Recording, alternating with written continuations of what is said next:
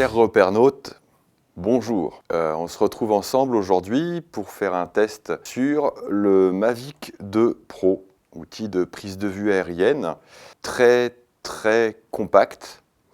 Moi, j'ai pas l'habitude d'utiliser des outils aussi compacts. C'est vrai que ça tient dans un sac. Voilà, ça se déplie assez facilement. D'abord, déplier l'avant. Bon, ça, c'est des choses, j'imagine, on a vite l'habitude. Les petites hélices, ce que j'ai pu voir, c'est que le système est assez rapide à mettre en œuvre. Alors, il y a des petits détrompeurs, hein, parce qu'en fait, les moteurs ne tournent pas dans le même sens sur les drones. On a un sens horaire et un sens anti-horaire. Donc, on a des petites couleurs sur les hélices hein, qui permettent, et aussi sur le haut du moteur, qui permettent de ne pas se tromper lorsque l'on va mettre les hélices. Hein. Voilà, c'est assez simple à mettre. Donc, les hélices se plient, hein, ce qui permet aussi de transporter le drone avec ses hélices dans un sac. Voilà. L'idée de ce drone, et c'est ce qui est assez séduisant, hein, c'est que voilà, c'est du ready to fly. Grosso modo, voilà, on l'a dans la poche ou dans un sac, on le déplie rapidement et on est très rapidement opérationnel. On a la petite batterie qui se met là. Bon, le tout semble assez solide. Donc, ce modèle, c'est le Mavic 2 Pro, hein, qui est équipé d'un capteur 1 pouce, qui permet en fait d'avoir des ouvertures, si je ne m'abuse, de 2,8 jusqu'à 11. On peut aller dans une plage ISO de 100 à 6400. Ce qui m'a plus particulièrement intéressé, c'est aussi le format d'image. Qu'est-ce qu'on peut capter en termes d'image sur cet appareil? En termes de vidéo, alors, ils annoncent du 4K. Donc 3840 par 2160 pixels pour le 4K UHD en 24, 25 et 30p. La définition 2,7K, donc 2688 par 1512 en 24, 25, 30, 48, 50 et 60p. Et le Full HD en 1920, 1080, 24, 25, 30, 48, 50, 60 et 120p. Alors ça peut être assez intéressant pour réaliser des ralentis, hein, si on va aller chercher des images de sport, des suivis de personnes ou de sport mécanique, de cyclisme, de course à pied, et que l'on souhaite faire des ralentis ensuite. Débit, compression vidéo, 100 mégabits par seconde, ce qui est très honorable. Sa caméra, avec un objectif 28 mm équivalent 35. Donc c'est un parti pris aussi de ce côté-là, hein, de ne pas avoir forcément un angle énormissime pour réaliser des prises de vue professionnelles. Un objectif un peu plus recentré avec une focale un peu réduite me semble très intéressant. Alors, c'est le Mavic 2 Pro. Alors, c'est sûr qu'il va plus s'adresser aux professionnels, d'autant plus qu'il dépasse le seuil des 800 grammes. Un amateur doit obligatoirement passer une licence. C'est assez simple, hein, mais il y a une démarche administrative à faire. Pour les amateurs, il y a une licence à passer, et pour les pros, de toute façon, bien évidemment, il y a le diplôme, le MAP à rédiger. Donc là, pour les pros, ça ne change rien. Voilà pour la partie drone, qu'on verra plus en détail voler, hein, parce que c'est ça l'importance du test. G aussi nous a prêté son nouveau Smart Controller, qui est une télécommande, une nouvelle télécommande qui possède directement un écran 5 pouces, hyper lumineux. Donc ils annoncent 1000 candela par mètre carré, ce qui déjà peut permettre a priori de l'utiliser dans des conditions de lumière assez importantes. L'autre avantage que je vois par rapport à cette télécommande, c'est aussi qu'elle est déjà équipée des applications. Elle est aussi donc, équipée de l'application de vol et d'une autre application qui s'appelle SkyTalk, qui permet en fait de faire des lives sur Facebook. D'après ce que c'est annoncé, je ne sais pas si c'est possible aussi de faire sur YouTube. Voilà, on retrouve des entrées-sorties qu'on retrouve sur des télécommandes de la gamme G beaucoup plus professionnelle. On a une entrée-sortie USB et on a aussi une sortie HDMI. Donc ça, c'est pas mal quand on veut partager en direct avec des personnes présentes ce que voit le drone. On a ici une carte mémoire qui va permettre d'enregistrer, comme sur les applications, d'enregistrer ce que reçoit la télécommande directement.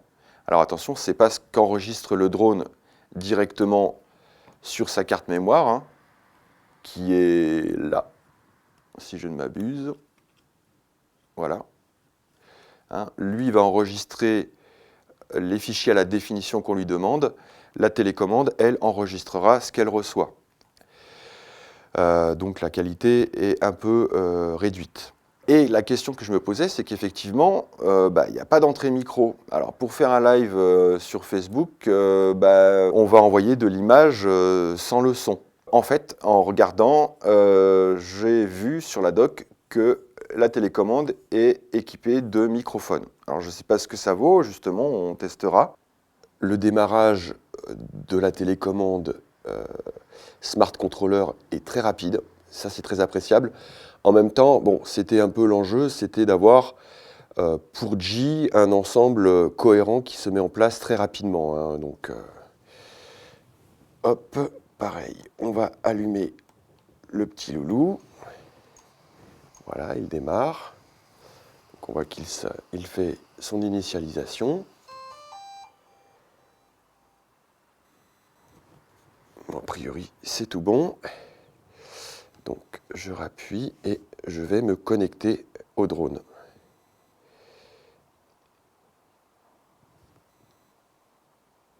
Voilà. Alors, à noter que le menu est en anglais. Donc, à voir si une version française est prévue. A priori, oui.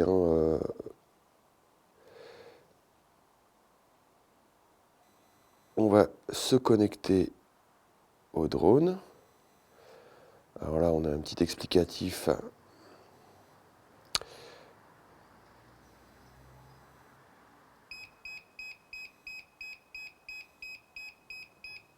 Press the link button. Alors, on va presser the link button qui est... Alors ça, j'espère que c'est pour une fois parce que si on fait ça à chaque fois, on va s'amuser.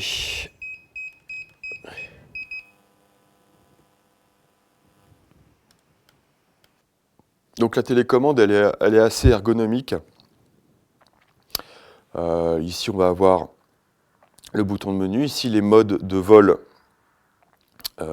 P standard, sport du drone. Le bouton retour à la maison, retour sur le point en fait de départ du drone. C'est vrai que l'écran est assez bluffant. Je ne sais pas si on peut s'en rendre compte, mais c'est quand même assez bluffant au niveau de la qualité et de la luminosité. Ici, on a le menu d'accueil. Donc ça, c'est pour aller dans l'application Gigo pour faire un vol. Et vous avez ici d'autres applications qui vont vous permettre d'utiliser et de partager vos vidéos. Donc c'est un écran tactile qui fonctionne très bien, c'est très réactif. Pas de souci avec ça, il a l'air très lumineux. À voir après sur le terrain, là on est à l'intérieur, donc effectivement là j'en prends un peu plein les mirettes, mais après on va voir sur le terrain ce que ça donne.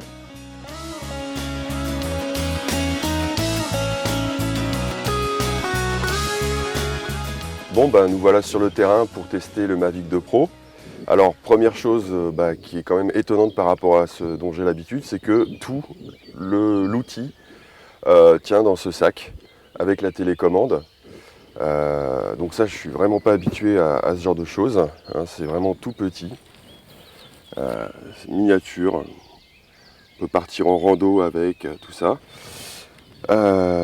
Toutefois, alors, je me dis, vu la taille du drone, qu'il vaut mieux partir avec aussi un seuil pour pouvoir décoller, pour éviter que votre drone se transforme en tondeuse lors du décollage et de l'atterrissage. Donc là, j'ai pris une petite couverture à papy pour ça fera l'affaire pour le test. Donc voilà, dans quelques instants, le drone va être en route. Alors, je pense qu'on peut optimiser la mise en route du drone. Alors effectivement, par contre,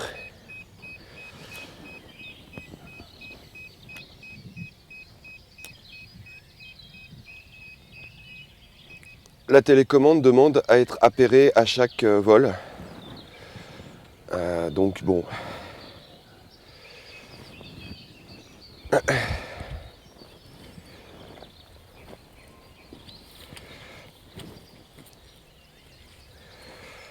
Voilà. Alors, il faut calibrer le compas.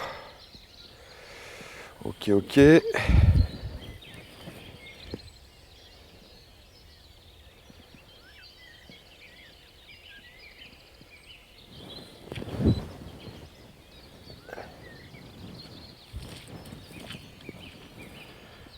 Ok.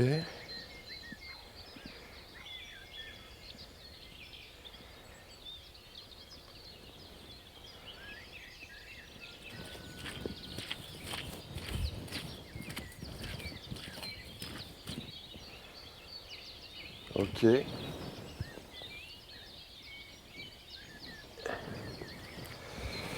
Compas calibré, ready to fly. Alors on va voir ce que ça donne.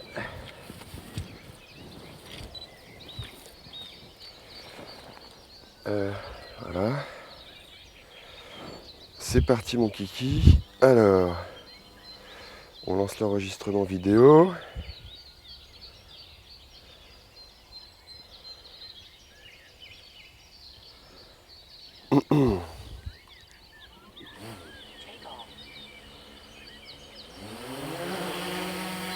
Bon alors c'est assez réactif. Alors après je suis pas super étonné. Le bruit est assez aigu, mais ça a l'air de ne pas poser de problème. Donc là le détecteur fait un petit peu de bruit parce qu'il détecte un obstacle, c'est normal. Ah ouais, c'est hyper réactif, hein. C'est une petite abeille en fait, hein. Ça marche super bien. Donc là voilà, là il ne veut pas s'approcher plus de la caméra parce qu'il détecte en fait la caméra en tant qu'obstacle. Mais bon, c'est pas mal, hein. Enfin c'est plutôt rassurant en fait, même je dirais.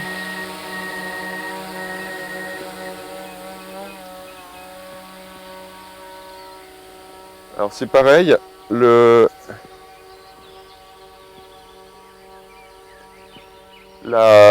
molette de la gimbal est très bien calibrée. On a un pilotage doux au niveau de la gimbal, c'est très intéressant.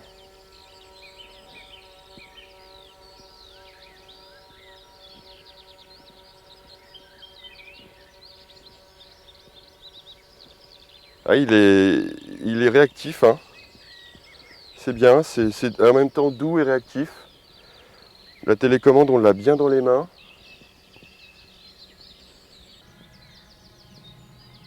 Alors je suis aussi impressionné par la rapidité du drone, la réactivité.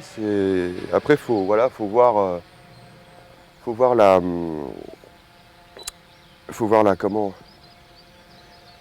la qualité d'image après et le rendu, hein, mais Mais il faut avouer quand même que c'est assez bluffant. Alors en ce qui concerne le côté optique, effectivement j'ai l'impression comme ça dans l'image de la télécommande qu'on n'a pas de déformation et qu'on est plus sur une optique moins grand angle de ce qu'on peut avoir l'habitude sur ce type de drone. Donc voilà, ça a un côté...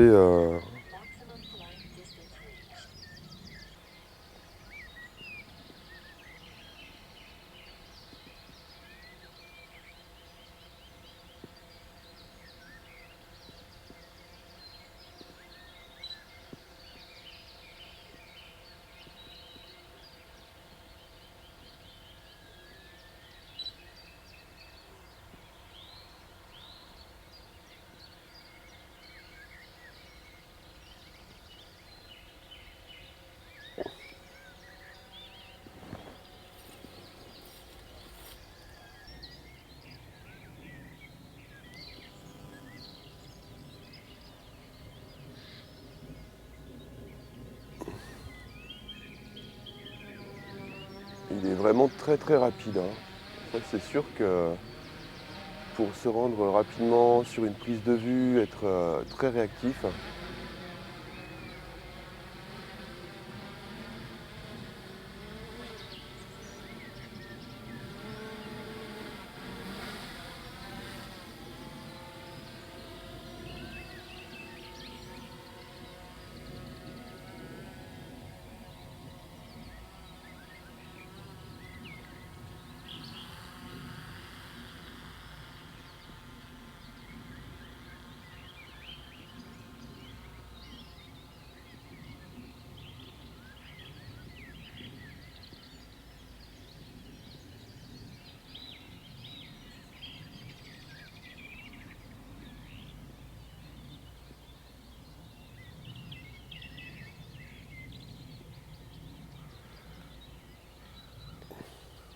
Ah oui, on est très vite en confiance hein, avec ce drone. C'est impressionnant, hein, il est à la fois doux et réactif. Alors la télécommande y est pour quelque chose, hein. C'est vrai qu'on est bien dedans.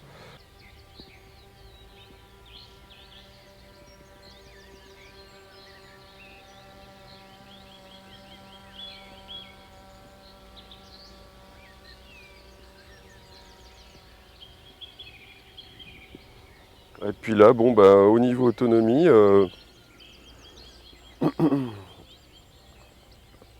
effectivement, on est dans quelque chose d'assez impressionnant aussi. Alors, c'est vrai que je suis habitué à des outils quand même assez autonomes, mais là, quand même, enfin, par rapport à la taille de la batterie, euh, alors c'est sûr, vous me direz, l'outil est vraiment tout petit.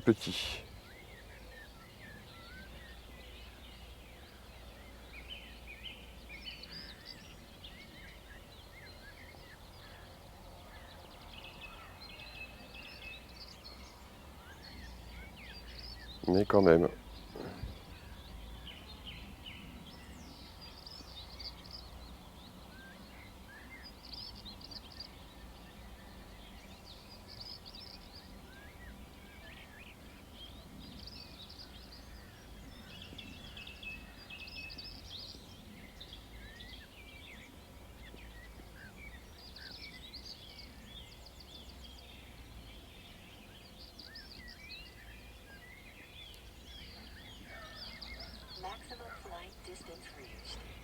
La dame, elle n'est pas gentille parce qu'elle me dit sans arrêt que je suis à ma distance maximale. Bah, pour moi, ce qui est une preuve aussi de confiance dans l'outil, hein, parce que j'ai pas tendance à m'éloigner comme ça aussi facilement avec n'importe quel outil. Donc c'est bien.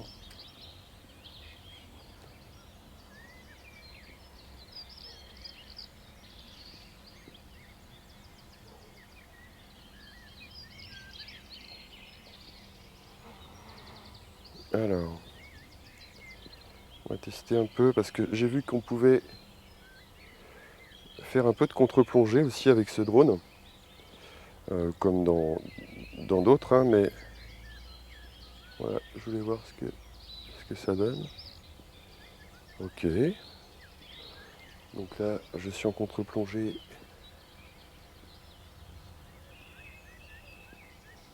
sur un arbre. Donc ça veut dire que je suis très bas. Bon, on va pas tenter le diable, hein, mais...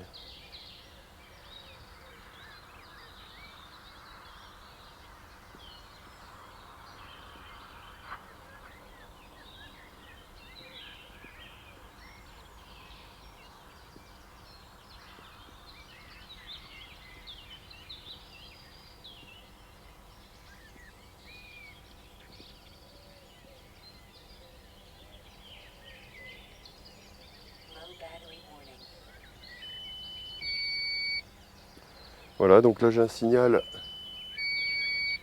que mes batteries sont à plat. Enfin, disons que là il commence à me conseiller de rentrer à la maison. Donc, eh ben on va rentrer à la maison.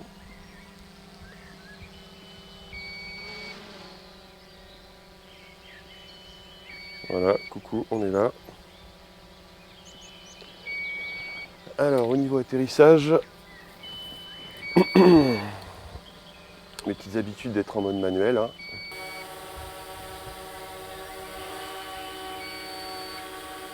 On va faire un petit coucou à la caméra. Et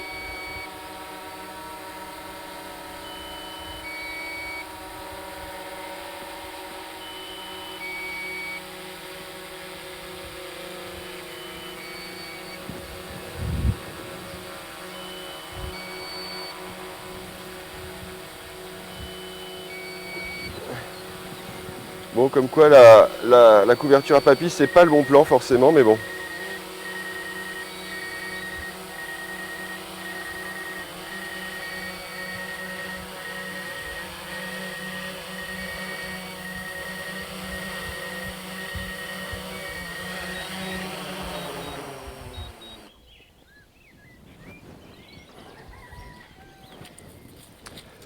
Bon voilà, premier vol effectué avec ce petit objet.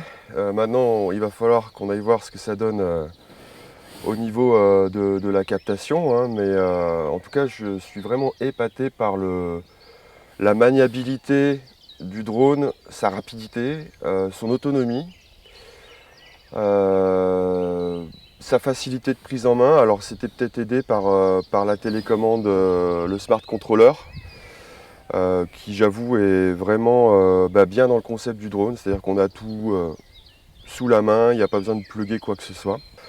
Voilà, à voir franchement le résultat au montage, hein, à voir si je peux intégrer ces images-là avec d'autres. Mais au niveau professionnel, pour moi, c'est un outil vraiment intéressant qu'on peut mettre dans le sac et qu'on peut utiliser. Si la qualité est là, c'est vraiment un bon outil en plus pour venir s'additionner à quelque chose d'un peu plus conséquent et surtout avec la possibilité de changer les objectifs, ce qui est très important pour moi. Mais c'est vrai que aller tourner parfois dans des conditions un petit peu périlleuses où on ne peut pas embarquer deux grosses valises pour pouvoir aller atteindre un lieu de tournage, voilà, ça c'est vraiment le petit plus qui peut faire la différence. Allez, au studio.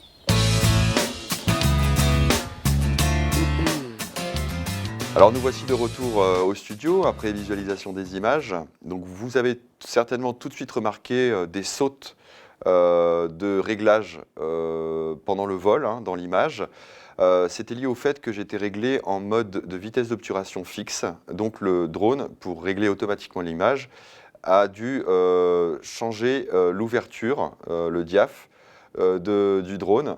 Et donc ça a créé ces sautes de réglage. Bon, rien de rédhibitoire parce que je pense que l'important, c'est soit de travailler en mode totalement automatique, dans lequel je pense que ces choses n'apparaîtront pas, je suis très confiant, ou en mode diaph, ouverture, profondeur de champ fixe.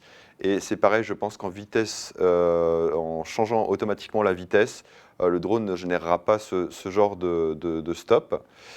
Euh, ou alors en mode totalement manuel, hein, donc là, on n'aura pas ce genre de souci. Que dire des images? Autrement, ça reste un petit capteur, donc on a quand même un petit peu de manque de définition par rapport à ce que j'ai l'habitude. C'est un objectif quand même qui reste intéressant, donc un 28 équivalent 35.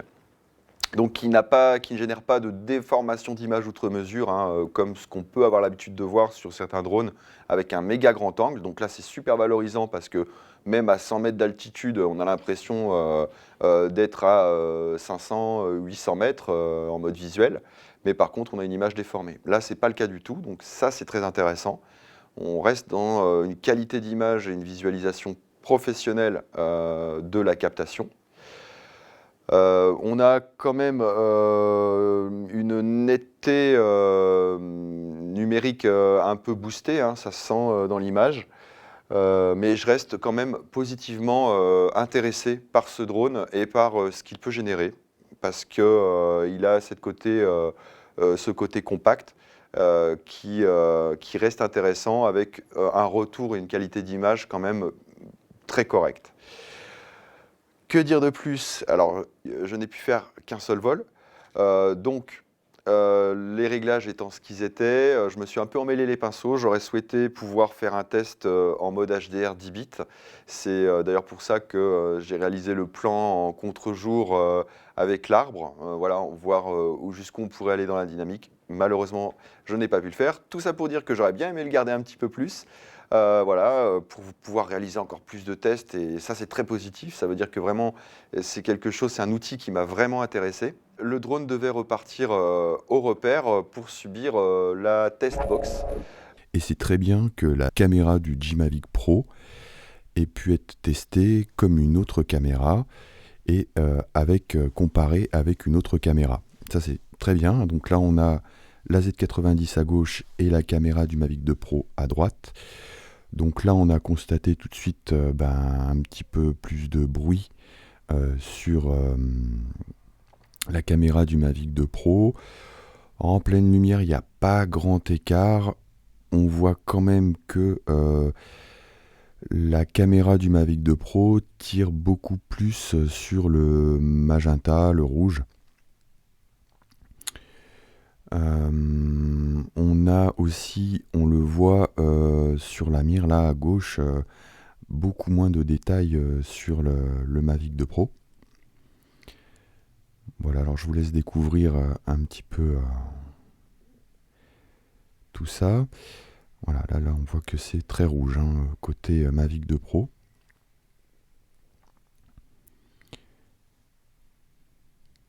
Donc là, on passe sur un éclairage beaucoup plus tamisé et on commence à avoir quand même une grosse différence au niveau du bruit.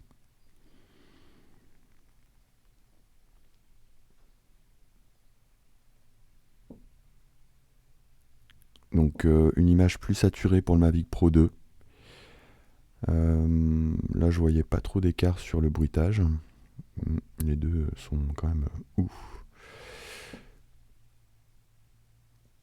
Bon, là, les images parlent d'elles-mêmes, je crois.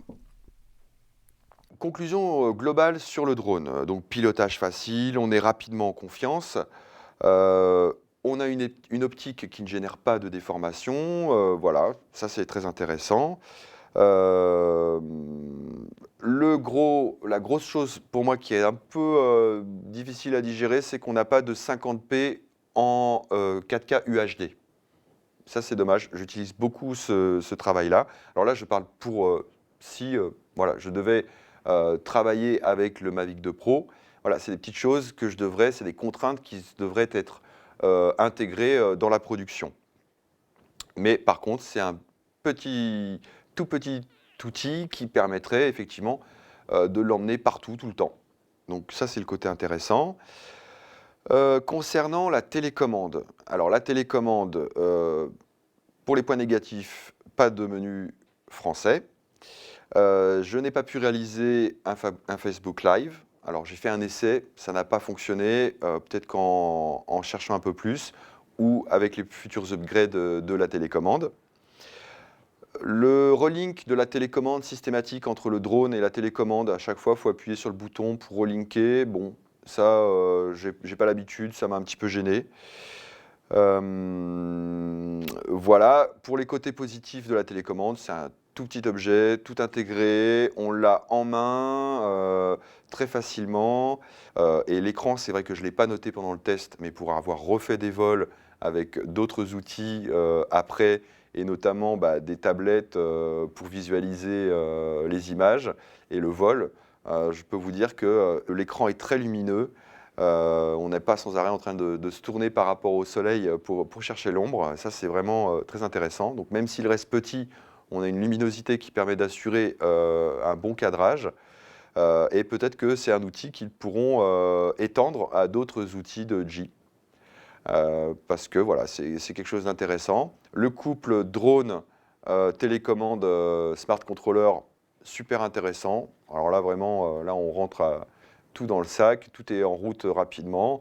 Voilà ce que je pouvais dire concernant cet essai et que j'aurais bien aimé l'avoir encore une fois un peu plus longtemps pour pouvoir aller plus loin dans ce test. Mais voilà, si j'avais un budget et que je devais investir dans un outil comparable au Mavic 2 Pro, je pense que j'irais plutôt vers le G Mavic 2 Pro parce que c'est cohérent et le capteur et l'objectif sont hyper intéressants. Voilà, j'espère vous revoir bientôt. Continuez à partager vos infos et vos avis et vos connaissances sur les forums. Merci à tous de faire partie de la communauté du repère et continuez comme ça. Voilà, bisous, à bientôt.